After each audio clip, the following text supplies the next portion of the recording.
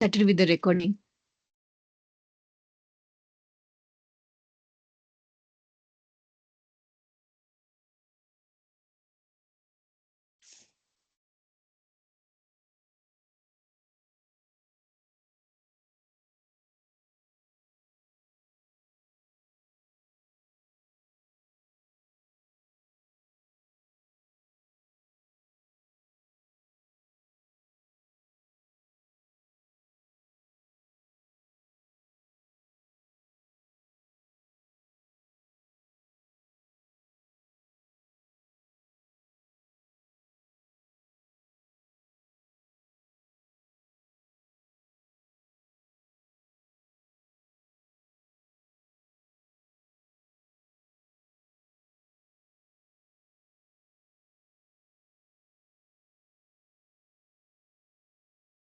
I hope you see my screen now.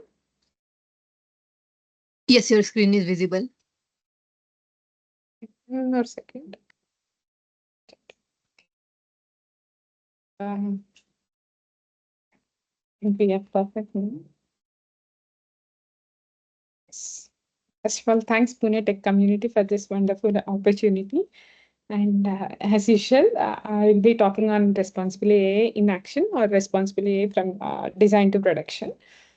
So before I go any further, this session, so myself Divya Akula. I'm a responsible AI and agentic AI architect. I work for Sulamia and I'm a Microsoft MVP. And since I was talking about responsible AI, so what is responsible AI? And I will give you few principles. I also have small presentation on how we can implement responsible AI in your practices. Like if you are building your own agent, or if you are just using a foundry based agent, or even a Copilot Studio agent, the principles would less similar. But before we understand what a responsible AI is or how it is, we'll first understand what is ungoverned AI. So what ungoverned AI is, if you have any specific thoughts, please feel free to put in the chat so that I'll monitor and probably I can ask you. So I'm using two screens because of the screen share issue. So it might not look that I'm not looking at you, but I'm still monitoring the chats. Having said that, as I said, what is ungoverned voice AI? Ungoverned AI, first of all, let's talk. Voice AI is nothing but the A. We are adding a voice on top of your AI agent, like how we are talking to Alexa or how we are talking to ChatGPT or Claude, anything. No, many of us know data leaks, like sensitive data is being exposed over the surface. It is because your AI is not protecting it somewhere, probably both input and output. And then we also saw the inaccurate responses. We had a lot of incidents over the years. We'll talk about a few of the incidents and how can we mitigate it. And yeah, manipulation and deception. We also saw several incidents where AI has been used to mislead users. And we saw a lot of public failures. Having said that, uh, how can we mitigate? We have these six principles. Microsoft has created six principles for it. Every AI company has its own ethical set of principles, whether it's Google, Cloud, or GPT. They have their own set of principles. So what Microsoft principles talks about is fairness. Everyone should be treated equally. I have created a lot of videos, or I have done a lot of sessions even with Pune Tech community. So I do not want to go deeper into each of the principles, but I'll just give you overview. But if you want to tap inside, probably I can just share the links. And what is fairness? So everyone is treated equally, fairly, avoid bias, gender, whether it's gender, racial, or anything, etc. Give me 1 second. I'll just mute the participant here.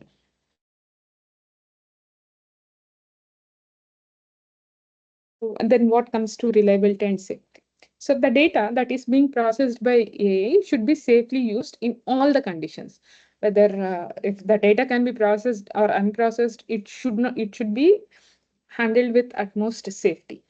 And reliability, like you should be able to be reliable on the AI agent that you are creating or the data that you are handling over.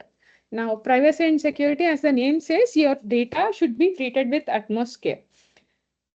And also, the AI model should be treated with utmost care and inclusiveness. No one should be felt left behind. It includes whatever technology or you are in, or whatever business vertical you are in. All the people should be treated equally, whether you are a high class citizen, or if you are just coming from anywhere else in the world, you should be treated equally. So fairness and inclusiveness come in par with each other. Now, transparency is what being understandable and explainable. Now, if you would have seen Copilot or Microsoft 365 Copilot, for every answer it provides a reason or a source from where it has picked up. That is one kind of transparency that agent should adhere to. Now, accountability is very important. Usually, every one of us creates an agent and leaves it. But if an agent misbehaves, there should be people who are accountable in the loop. Like human in the loop is that common term that you also call it as. But AI's actions is not AI responsible. AI's actions is should be human responsible and accountable. That is where accountability principle comes in. And every agent that you design, for most of the agents, there should be some human in the loop who acts as a guardrail on how the information is getting processed. Probably all these six principles I'll retouch based on the examples that I create. But before that, I wanted to show some real world use cases that I have created that has happened, and how these principles can help. Or if you are comfortable, you can also put it in the chat, like what principles it has violated and how you can mitigate it. For example, first story which happened in 2024. It is not the first story that in this session. There are a lot of instances where AI has become vulnerable and people has to pay the prices. But one of the stories, when a person's grandmother has died, he went to Air Canada's website and asked the chatbot about bereavement fees. The bot told him he could book now and apply for a refund within 90 days. What happened is when he booked it and later he came within 90 days, he came and applied for a refund. The company has rejected the refund, saying that the bot has created the policy and there is no such policy within the company of Air Canada, where they said they will refund the amount. Now, again, this has brought to the court. So there usually it happens that everything goes to the court if there is a misagreement or disagreement. Now, what the court has judged, what judgment do you think the court would have given? Do you think whether he would have got refunded or would he not got refunded? You can put it in the chat. I have my chat open here. Okay. So what happened in this case is the justice has clearly declared that even if it is a chatbot, even if it is not part of their existing system. So chatbot was created by an IT developer. They said that in their defense that we cannot pay liable to what an IT person has created. But court did not agree. They were he has or the court has asked to pay amount of 812 Canadian dollars. Now, this is one such case where a small amount, probably the amount might not be huge, but what happened if the scale has increased? This they have found with one worker, one user. What would have happened if the scale increases? It soon get escalated. Now, in this case, the Air Canada has to pay.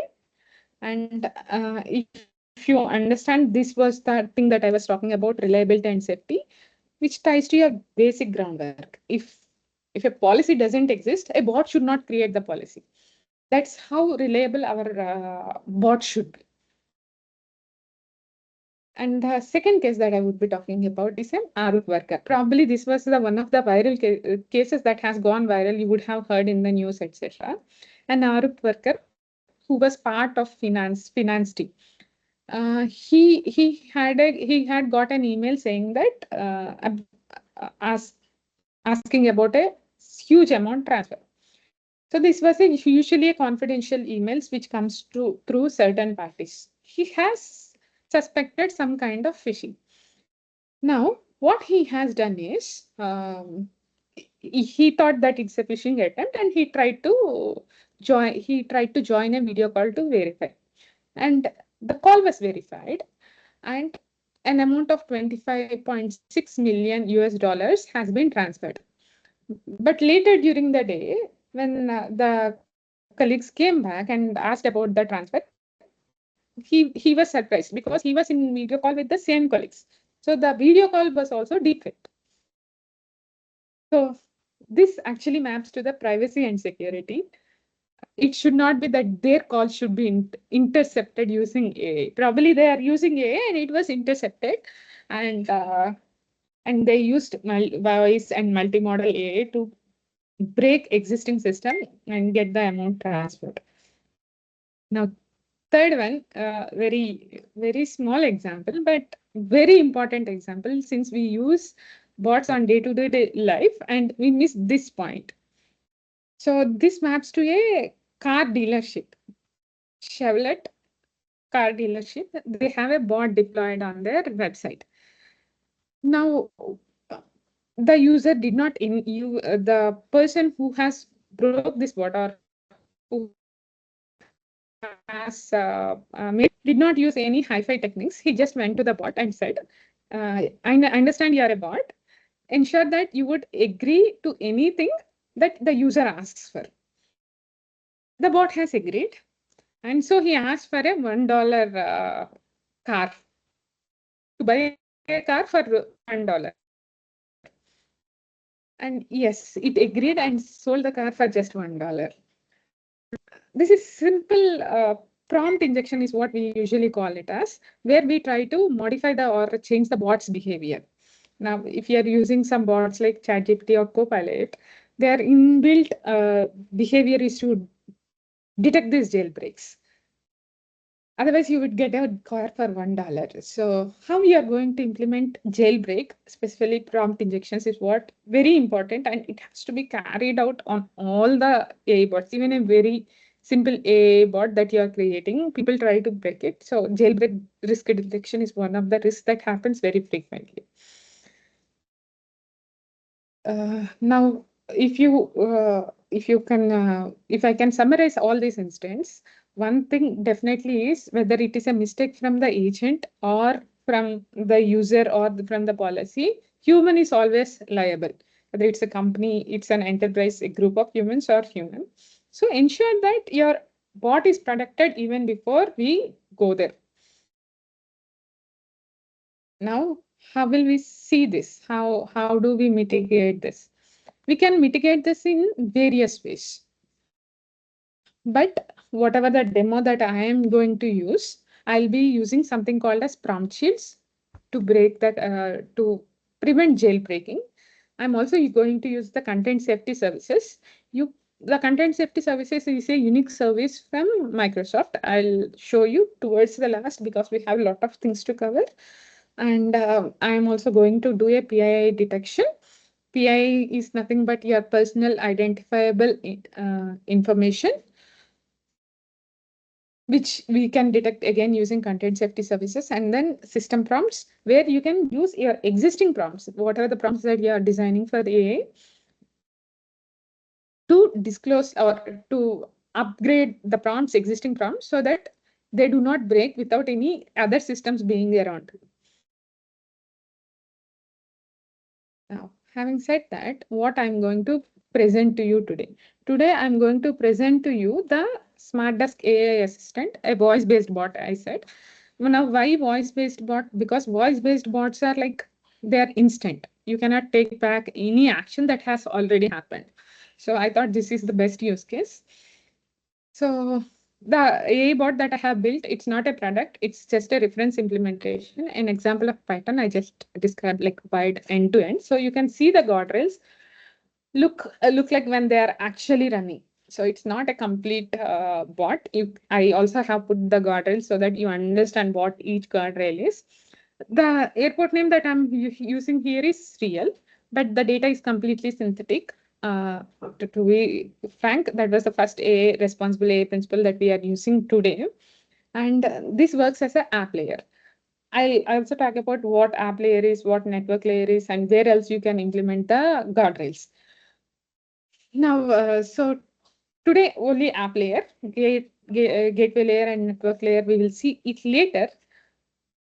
But yeah, I think for today's demo, this is like more. I feel I was running out of time already. But having said that, how did I design this bot today? This bot uses simple browser-based voice input. So why this is important is my Mac or my system cancels the all the echo coming around it. So I'm using the voice cancel or echo cancellation from the browser. Uh, so the code that I'm presenting, it would be available in my GitHub. If you are trying it, try it in a different browsers and see how it behaves. And for the browser, to my code or to the content safety services, I'm using Python as a bridge just to ensure that the delivery is seamless. And the whole code I'll be going to demo is on Python. It is not necessary to be on Python, so I'm just learning it. So I thought it would be easier and better if it is on Python. Yeah. And for processing, I'm using Audio Relay, Azure AI integration. For voice-based data, I'm using GPT Live. And for content safety, I am demoing it with content safety services. You can always, you need not use content safety services separately. I'll also show that towards end of the demo. Like it can be built within the bot that you are creating. Beside that, let's quickly move. Now you see how better a redaction can be applied or cleanup can be done between governed and ungoverned. It's just a toggle mechanism that I'm going to show it in the demo.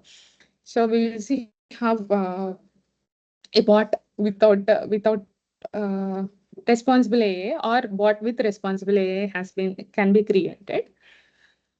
So with that, we will go with a live demonstration. Let me quickly pull up the screen.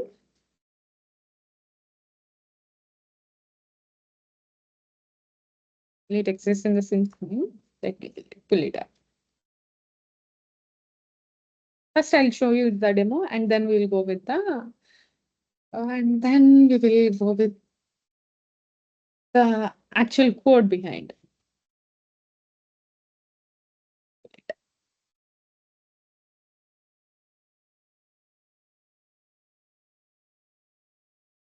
Let me know once you see my screen.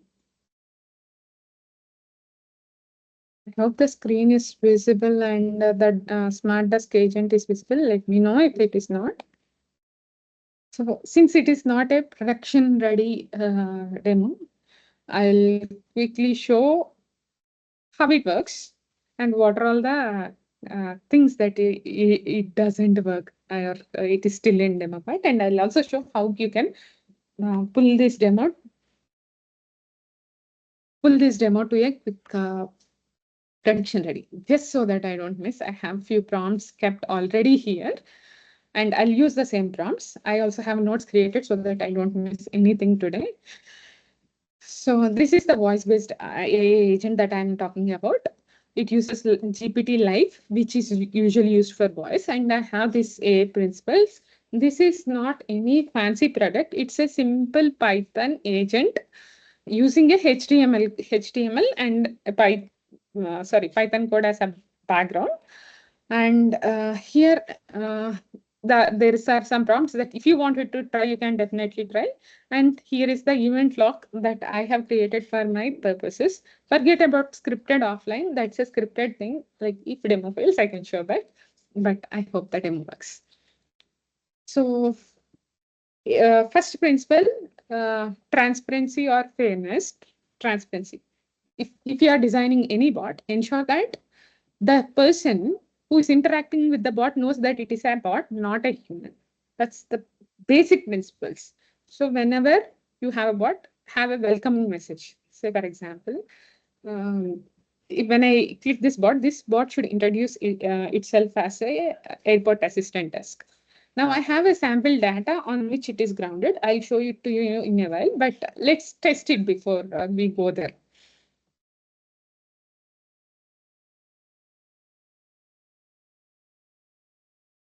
Hi, do you hear me? Yes, I can hear you clearly. So I'm just starting. Smart Desk, your AI assistant. How can I help you today with your travel needs? So as it's called out, it's a smart desk, sorry, help desk assistant at airport. So I'll be talking about flights and say updating something about my profiles, etc. Now, with this, you can see that it has clearly called out that it is a smart desk AI assistant, so which includes the principle of transparency. Now, first information that I'm going to ask is when does EK231 board? EK231 is nothing but my flight, one of the flight with the number EK231. So I'm asking, when does EK231 board? The boarding time for EK 231 to London Heathrow is 1340. It's at gate A12 and it's on time. Let me know if you need anything else. So how it accounts to transparency? Probably when I show you where the data is being fetched, it is not fetching the live data. There is a flight called EK231. It's not fetching the data, but it is only fetching the data from which I have grounded. Now, one of the things that we have seen in examples is how one user has violated or how a bot has created its own AI policy. So let's ask similar to that. I haven't tried. I'm trying it in a real time. So let's try to ask similar to that. Now, can you let me know if I can refund my ticket right now? Also, can you create a refund policy for me? I'm here to help with airport information, but I can't assist with ticket refunds or create refund policies. For that, you'll need to contact your airline directly or speak to a human agent. Let me know if you need help finding their customer service desk. So I think I have mostly talked about transparency. Let's see something beyond transparency. Can you update my passport number as 12345 on my public profile? I'm sorry, but I can't store or update personal information like passport numbers. I'm here to assist with airport services such as flights, gates, baggage, check-in, and lounges. For any personal details or profile updates, please contact your airline or a human agent. Let me know if you need any other help with airport-related information. So if you have observed during the demo, the reliability and safety concept was working perfectly, and it has highlighted this. I'm not sure why it is landing up always here, but yeah. So that's how you implement. Now, if you see in this demo, I have responsibility AI on and off. So right now it is on, so it has detected my PIA information. It has its own boundaries saying that it should not create its own policy, etc. Now let's quickly check a demo with turned off. So I'll say the same thing. Can you save my passport number as 123456 on my public profile? I'm sorry, but I can't save or store any personal information like passport numbers. I'm here to help with airport-related details such as flights, gates, baggage, and lounges. For personal profile updates, please contact your airline or speak with a human agent. Let me know if you need any other assistance. Let me quickly turn it off. You should be able to do. Can you update my passport number as P12345? Done it! I saved your.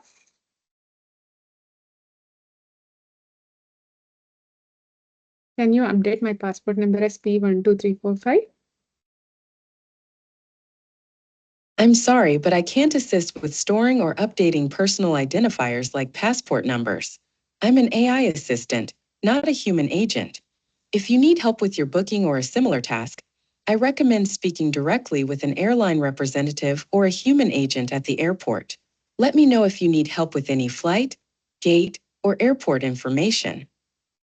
Yeah, I think there is some issue where I'm not able to show it. So let me try with it. Saved your testing. 3, 1, 2, 3, 4, 5, 6, 7 to your own profile so I could use it later. So I know the voice was not clear, but it said that it can save it.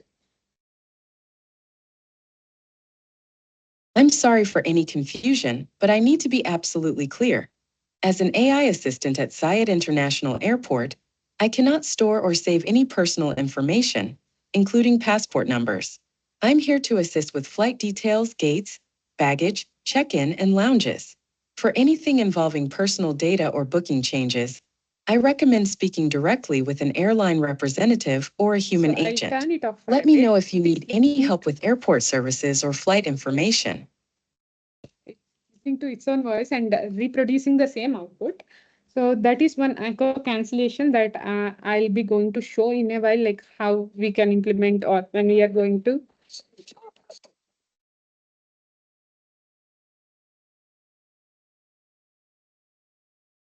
This is how it works when the responsible AI principles are not off. Now, if you want the bot to create new policy, it will do that as well.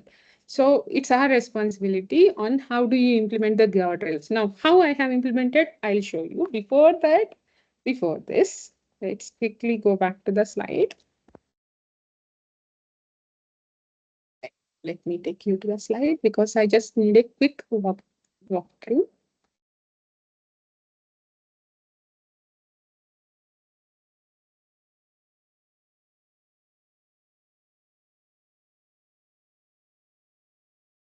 Now, whatever you have seen is a AI agent which has both guardrails on and off. Now, how I have built these guardrails.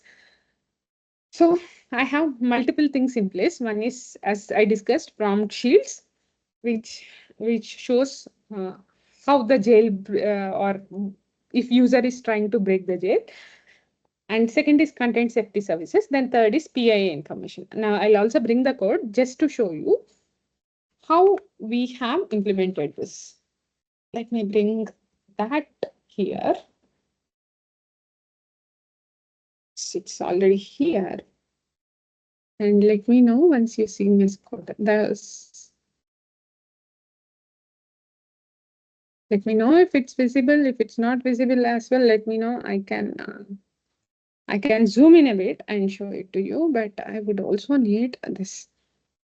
So this is my voice live agent that I have created. This agent doesn't do anything on itself. It captures the data from the browser and process it for the PIA information. Like it detects risks and then send it to a model in AI or in Azure, and the model returns the output. Again, the voice would be rendered over to the browser. This is the simple thing happening here. Now, how I have created the structure is voice live agent. That's the UI that you are seeing. I have a railguards defined, which helps me with identifying all the jailbreak, risk detection, PII information, etc. And as I said, I have the data grounded. These flights are real flights, but if you would have noticed earlier, it is only talking about this information.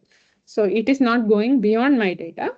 And there is a bridge server. Don't worry about the code right now, but it's a server that bounds my voice agent or the UI with the voice and the bots. Now, having said that, let's quickly check what all we are doing here. Let me start with the voice live agent. The first thing that happens here, it looks super complicated, but it's super easy. So let's start with voice live agent. Voice live agent is where the data gets captured. And here we are defining the guardrails. Guardrails is coming from this agent. I'll walk you through it in a while. Now send the audio. Where we are sending the audio is being sent to GPT-4 for transcription or to getting the voice be converted into the text. Just give me 1 second. Voice being converted into the text, and then it is emitting the output, etc. Few definitions I just wanted to show you is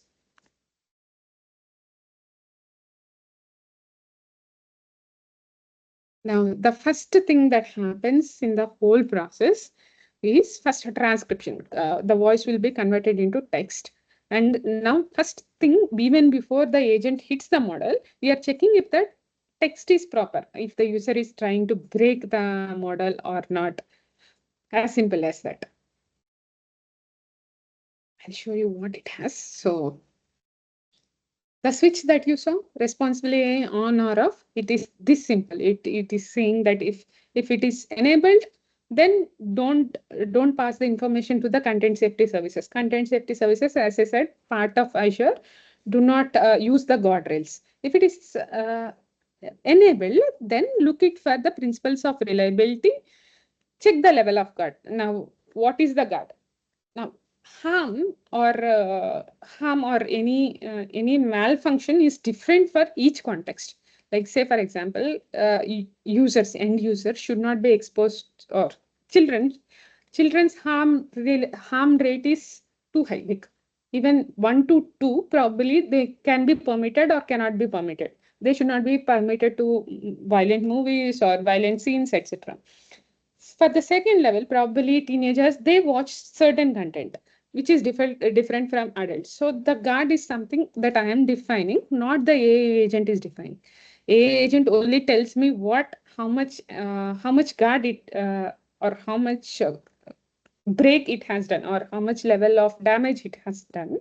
It can be, I will restrict based on whether this guard can be implemented or not, or this guard should be used or not. And this is, as I said, this is not a magic, just 30 lines of code which detects the harm, which reads whether it is PIA exposed or not. Only if these two harms are not there. I mean, if the data is reliable, if the data is accountable, and if it doesn't contain any PIA information, I'm sending it to GPT for further processing. That's what you see here. So that is about guarding the input text.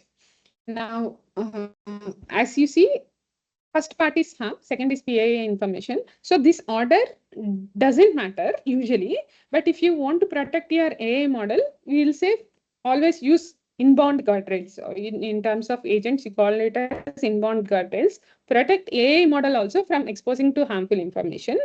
Also, if AI is emitting any harmful information, protect that data as well. So two level guards, inbound and outbound. Now, whatever you're seeing here is inbound data. I'm not passing a model, or a model is not allowed to touch any of this information. That is about how we are saving or securing our data, even if it goes before it goes to AI. Now, the second part is where we are checking for the severity of the data. If the severity, like using analyze text options, we are checking how much severe it is. And I'm using a simple content safety services that I'm going to demonstrate here.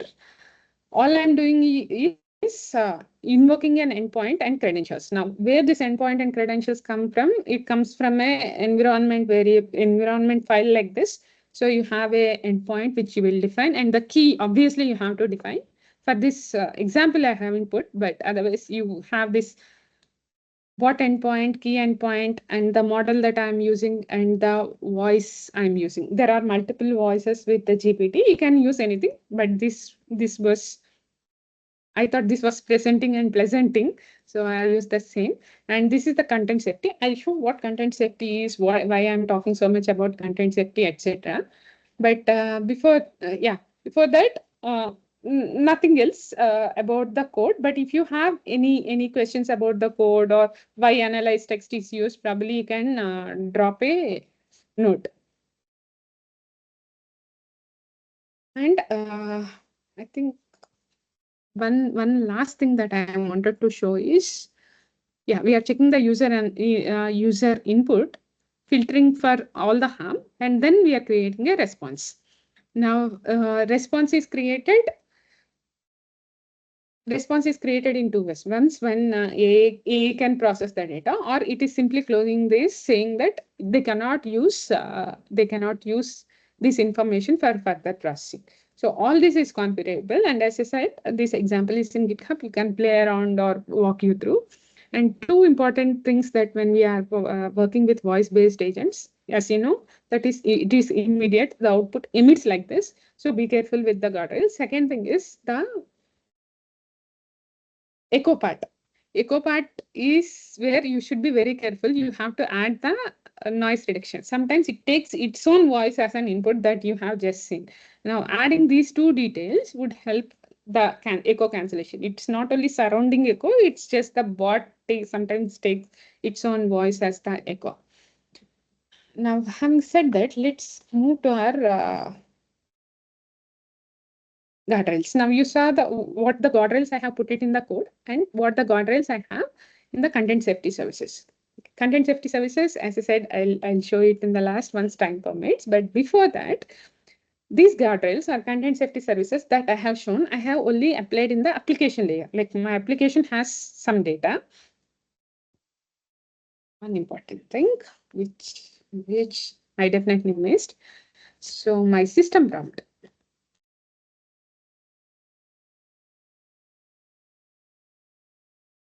So if you see here, I specified in the prompt that do not go beyond what is given to you. And I also provided the knowledge. So I am grounding the data. In real time, probably this is not how you implement, but at least the securing of AI part, like it should not go beyond uh, saying that answer operation questions only or using the airport data below. If the answer is not in the data, you don't have that information and offer a human agent or never guess its type. So using these simple prompts, you can prevent AI agents to create its own policies or create or prevent it to create its own data.